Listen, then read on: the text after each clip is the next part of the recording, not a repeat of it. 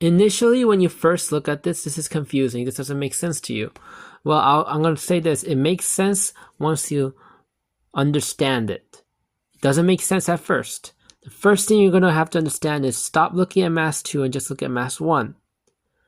Look at how if I move it slightly this way, this is x1 movement, this way, you're expanding this one and you're contracting this one. A spring wants to get you back to equilibrium no matter what. So this spring is going to push, this one is going to pull.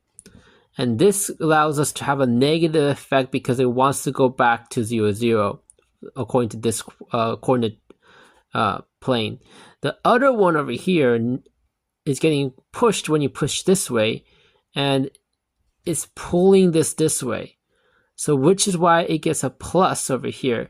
And but then this gets scrunched up, and then we have to look at this over here next. And we're going to do the same process to look at this. I just realized it looks better this way because it at least notifies you that there's not a lot of stretch in this one.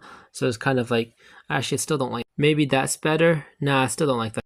That's the only way I'm going to show it. Anyway, it's like a transfer like this. And there's some wiggle room over here, but that's fine. In general, this is what happens. And then you're going to have to do the second analysis on mass 2. This is supposed to be mass 2. And I'm gonna screenshot over here and just gonna say same analysis on mass 2. And now we have a coupled system. This is the first coupled system we'll have. And to solve this, you're gonna do a matrix. There's a few ways I could think of solving it. And there's many different ways, but I'm thinking there's numerical, obviously. And then this one, I think you can solve with determinants actually, and get a formula that kind of makes sense.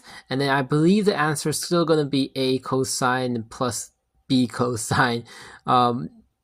Maybe just that the omegas are different, so you're not going to be able to square root it to sine or cosine all together. So you're going to actually have to have two cosines.